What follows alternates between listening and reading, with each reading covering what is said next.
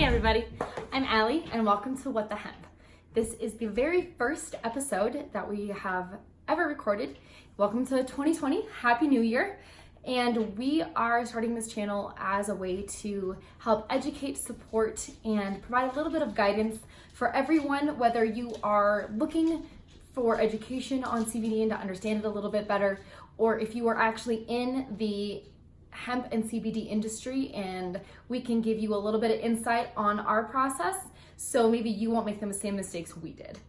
We made a lot of mistakes that cost us a lot of time and a lot of money, and maybe we can help you so that you don't make the same ones we did, because Lord knows you'll make a ton of your own. So this is the first video ever. I'm gonna try and do as little editing as possible. I've never done this before. I'm not good at it. I'm not gonna pretend like I'm good at it. I don't know what I'm doing, but I think this is really important to do. I did a lot of research on how to make the perfect YouTube video, and I'm probably gonna do everything they told you not to do, including not look at the camera. I look at myself sometimes, so I'm sorry. I'll try and get better at that. I do this weird clicky thing with my tongue. I fidget. Talking on camera is harder than I thought it was gonna be. I'm watching all these YouTube videos and people are, seems so natural and perfect, and then I do it and this is like the 10th take I've done and I'm awkward and weird.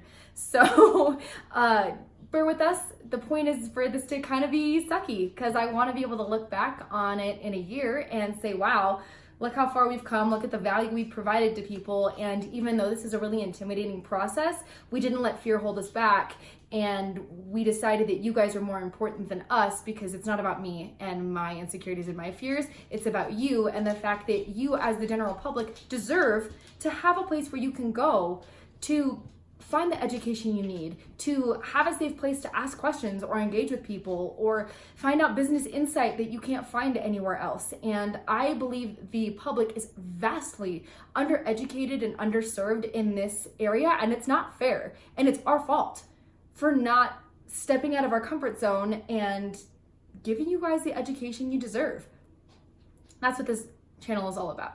We're gonna take you on our process. I promise not every video will be sitting in my living room and watching me talk. We're gonna take you all throughout everything we do. We're gonna be on the farm, we'll be in the warehouse, you'll get to see everything, because we wanna show you everything and be honest about it and give you guys some great value. That's the goal, is to add value in whatever area you're in and whatever place you're in your life and in your CBD journey, I guess we'll call it.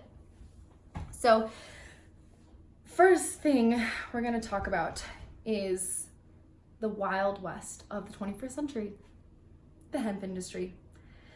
There's three things we're gonna talk about today. The first one is the fact that everyone thinks you are growing marijuana. Either people go, oh, you're growing hemp? Cool, right. Yeah, hemp. Let me know when it's ready, man. Or they go, oh, you're growing hemp? Oh, cool. And they back up slowly like you just got a disease. And I'm not really sure why, because you have to have licensing and permits from the state agriculture department to be able to grow hemp. And there's a lot of paperwork and a lot that goes into it to make sure that it's not marijuana, because the state agriculture department doesn't want you just willy-nilly growing marijuana all over the place. So when we say we're growing hemp, we actually are. We grew at my grandma's house this summer, and we grew about 4,000 square feet, and we grew about 1,000 plants. Everyone thought we were growing 10,000 marijuana plants at my grandma's house. I have a very large family, and she lives in a pretty small community, so we got a lot of neighbors and great aunts and everybody and their mom's opinion about how we shouldn't have subjected my grandma to this. And it's actually going to turn out to be a great thing for our family, and it was great for her. She's in her 80s and going on 29. She's a millennial at heart and an amazing woman, and we grew hemp, and it's okay. But it's a stigma that you definitely have to overcome, because when people don't understand things, the natural reaction to not understanding is fear.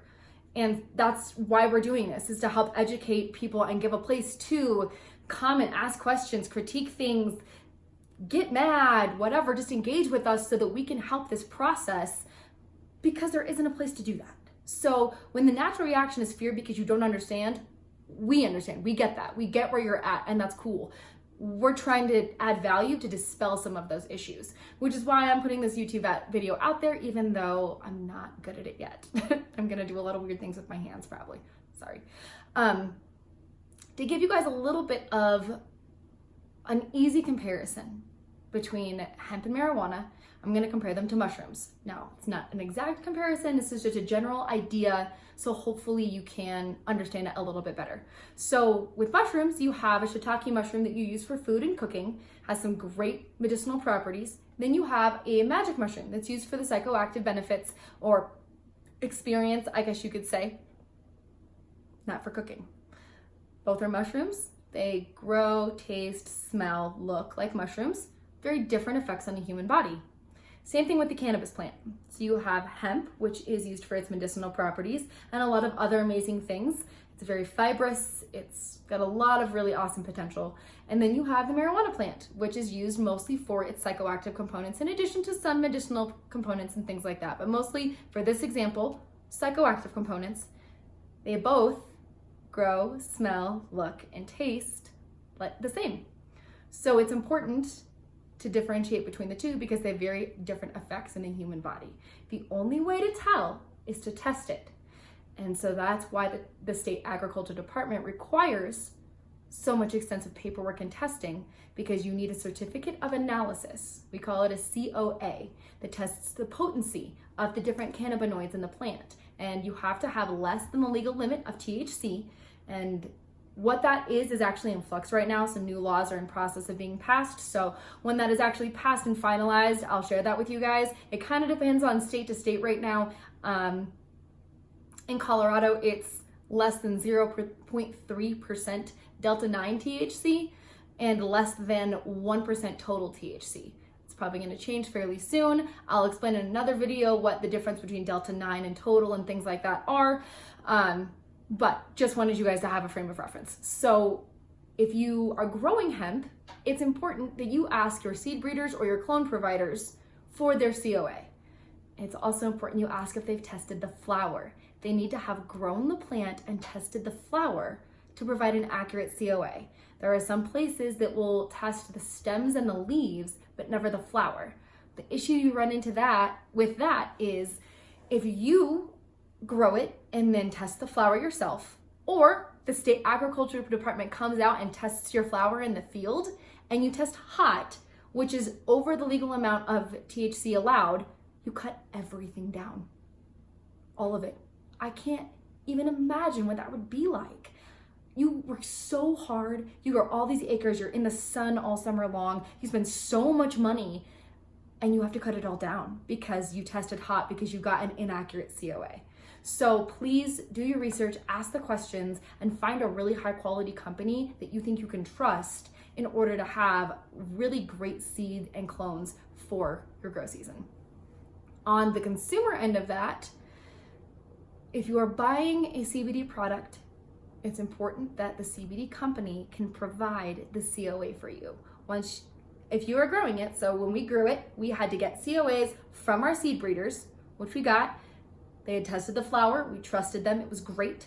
We grew it, and then once we harvested it, we have to also test the flower ourselves and get a COA for our potency of our end product. And that also has to abide by all the legal guidelines. We have it, we're happy to share it. We have it for every single thing that we have. You have a different one, right? Because you can't use the same thing if you're using a different strain or different cultivar. Strain is the layman term for cultivar, which is just the genetic that you grow. If we have two different ones, you have to have a COA for each one. If they don't and they have one general COA, you don't know what that one is actually for. So if they have, for example, a cherry blossom and then they also have a cat's meow, which are both hemp strains, but they only have the COA for the cherry blossom and they don't have one for the cat's meow, or they say, oh, you can just use it for both, you can't. You can't. You have to test each different cultivar you grow. Just be careful. Do your due diligence. Ask the questions. It's worth it so that you get a high quality product that you can trust and you don't waste your money or your time. Because if you get one that has a COA that's too high in THC, you could pop hot on a drug test if your job tests you, or you could get some psychoactive effects that you're not looking for, that you don't want to have because you only want the medicinal benefits. So just be smart, ask those questions. The second thing on the business side that we found out when we entered the wild, wild west of hemp is how hard it was to have a bank account. I never thought that that would be an obstacle we would have to overcome, but it was.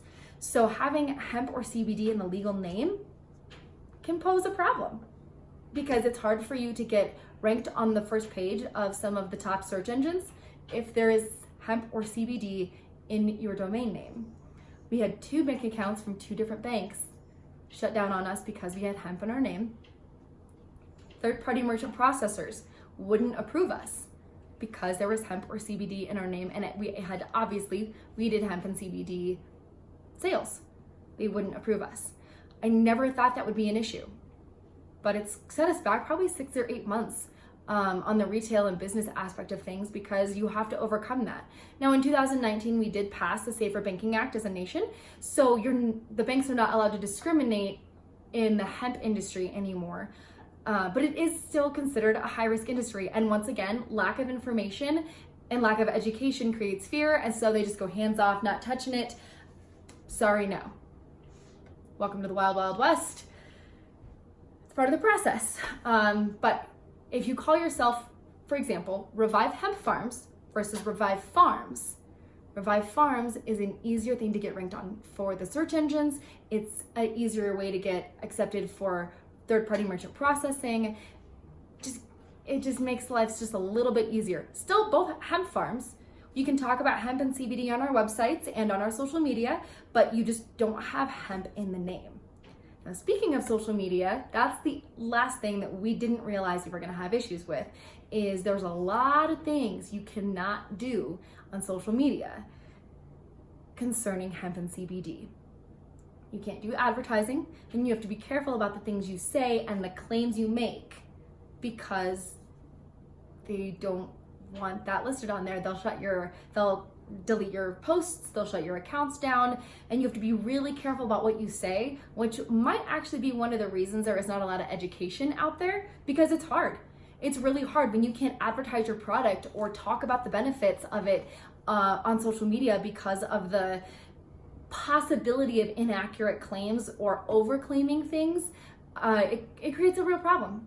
And it's hard to make sure that you don't say certain things, but you still communicate effectively with the audience so you don't sound like you're just either lying or not saying anything. Because sometimes you say a lot, you don't say anything, and people are like, so does it help or not? I don't know, because you didn't say anything. We can't. So again, be patient with us. It's definitely a process, but it's the Wild West. So we're getting better on the regulation piece of things on a federal level and on an actual law type level. We're getting better with the business aspect of things, but it's all a process. That's why we exist. We're gonna keep you guys up to date on all those new things that are coming to pass. We're gonna take you along on our journey and create a place, hopefully, that provides so much value because you deserve it. You deserve to feel safe and comfortable in a space, learning about it, feeling supported in your process, and being wherever you need to be and understanding how awesome this plant is, because we really believe it can change the world. I mean, it's 2020 right now. In 2030, I predict it's going to have a serious effect on the pharmaceutical industry, tobacco industry, textiles, paper, and by 2040, it'll change building codes, it'll change concrete, the way roads are built, the oil and gas industry, plastics. It's gonna have an effect on everything. I truly believe that in the best way possible. I think it's gonna make an amazing, amazing adjustment in our economy, in environmental stuff. It's gonna be great. So come on this journey with us. Ask all the questions, comment, DM us. We're gonna post new videos every Thursday, so subscribe to the channel. Again, I promise it's not just gonna be me talking in my living room. We're gonna take you all over the place and show you everything we've got going on. I'll introduce you to the rest of the Revive team, because I'm just one piece of an awesome team that does a whole bunch of cool stuff. I could definitely not do it by myself. So come along with us. We're also gonna do more question answer videos. And depending on if we get a video or a question or a topic that everybody wants to know about, we might do a special. So there might even be more than one video a week. So subscribe to the channel, come along with us, because we are in a world that is what the hemp.